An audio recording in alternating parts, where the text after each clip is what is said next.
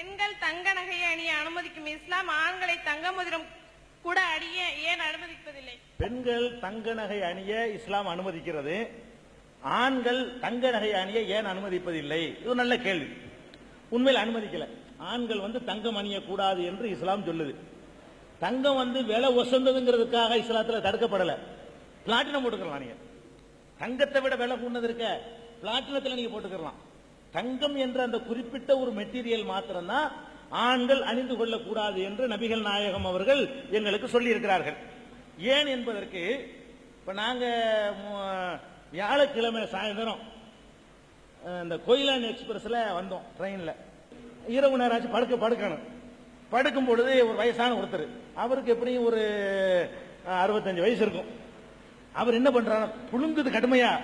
இரவுல படுக்கும் பொழுது வேகமா அந்த கண்ணாடி இறக்கி விடுறாரு, கிளாஸ் இறக்கி விடுறாரு. ட்ரெயின்ல ரொம்ப புழுக்கமா இருக்குதுங்க. இல்ல செயின் போட்டிருக்கிறேன், அத்துக்கு போயிருவாங்க. அவர் சொல்றாரு, 65 வயசு, அவர் பைலர் செயின் மாட்டிருக்காரு. அவர் என்ன சொல்றாருன்னா, செயின் போட்டிருக்கிறேன், அத்துக்கு போயிருவாங்க, அதுக்கு தான் இழுத்து விடுறேங்கிறாரு. அப்ப அதை பத்தி ஒரு டிஸ்கஸ் பண்ணிட்டு வந்தோம்.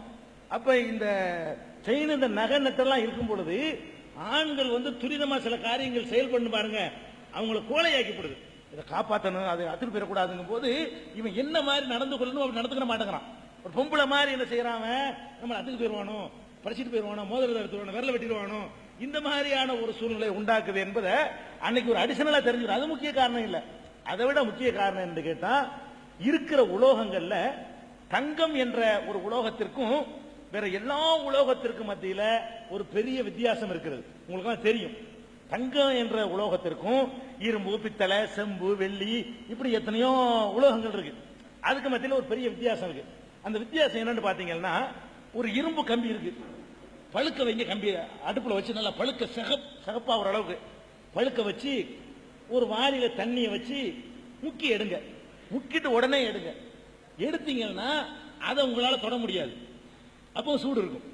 தண்ணியில முக்கிட்டு வந்தா கூட அதனுடைய சூடு இன்னொரு 5 நிமிஷத்துக்கு இருக்கும், தொட முடியாது.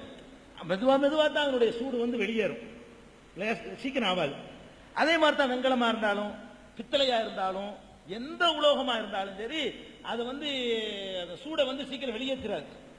தங்கம் இருக்குதுல, நல்லா பழுக்க வச்சு எடுத்து தண்ணில முக்கிட்டு ஜில்லுன்னு இருக்கும். ஒரு செகண்ட்ல, அந்த செகண்ட்லயே தண்ணிலோட முக்க வேண்டியல, வெளியே கொஞ்ச நேரத்தில் சூடாகி போயிடும். பழுக்க வச்சு நகை செய்யறவர்கள் அங்க இருப்பீங்க, உங்களுக்கு தெரியும். நகை செய்யக்கூடியவர்கள் எவ்வளவு சீக்கிரத்தில் தங்கம் ஆறுதுங்கிற உங்களுக்கு தெரியும். பழுக்க வச்சு போட்டியில் உடனே ஆறி போயிடும். அப்ப இந்த தங்கத்தை வைத்து ஆய்வு பண்றான். வெப்பங்களை எடுத்து சீக்கிரம் வெளியேற்றக்கூடிய தன்மை தங்கத்துக்கு இருக்குது. தங்கத்துக்கு என்ன தன்மை இருக்குதான், வெப்பத்தை எடுத்து வெளியேற்றக்கூடிய தன்மை தங்கங்கிற அந்த உலோகத்தில் இருக்குது. ஆண்களை பொறுத்த வரைக்கும் அவர்களது ஆண்மை எப்போதும் அது ஒரு வேகமா இருக்கணும்னு சொன்னா உடம்புல சூடு இருக்கணும். நம்ம கூட கேட்போம், சூடு இருக்கு அவனுக்கு, சொரணை இருக்கான்னு கேட்போம். சொரணைக்கு முன்னாடி சூடை சேர்த்துக்கிறோம். சூடு இருந்தா தான் அது சரியா வரும், விளங்குதா? இவன் தங்க அந்த மெட்டீரியலை போடும் பொழுது உடம்புல உள்ள அந்த ஹீட்டை எடுத்து வெளிப்படுத்தக்கூடிய நேரத்தில் ஆண்மைக்கு பங்கம் ஏற்படுது, ஆண்மை உணர்வை பாதிக்குது அப்படின்னு சொல்லி இன்றைக்கு ஆராய்ச்சி பண்ணி சொல்றான். தங்கம்ங்கிறது ஆண்கள் தவிர்ப்பது நல்லது. இது நான் புதுசா ஒரு கதை சேர்த்துக்கிட்ட நடந்த சம்பவத்தை பாதுகாக்கிறக்கா என்ன மாதிரி அலையிறாங்கிறது மெயின் காரணம் நீங்களே அனுபவத்தில் பார்க்கலாம். அப்ப பெண்கள் அதை போடும் பொழுது அவர்களுக்கு அந்த குளுமை தான் அவர்களுடைய அழகை கூட்டும். பொம்புல உடம்பு ரொம்ப சூடாயிருச்சுன்னு வைங்க, மூஞ்செல்லாம் கருத்து போயிடும். அவர்களுக்கே உள்ள அந்த இயற்கையான கவர்ச்சி குறைஞ்சு போயிடும். அவங்களுக்கு அது தேவை. நகை அணிவது, பெண்கள் தங்க ஆபரணம் அணிவது அவர்களுடைய அழகை மெருகூட்டுவதற்கு அவசியமா இருக்குது.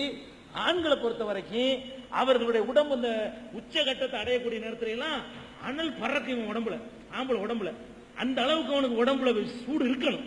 அதை எடுக்கக்கூடிய தன்மை தங்கத்துக்கு இருக்குது என்பது நிரூபிக்கப்பட்ட ஒரு உண்மை. இத நபிகள் நாயகம் காரணம் சொல்லல, அந்த காலத்து சொன்ன விளங்காது.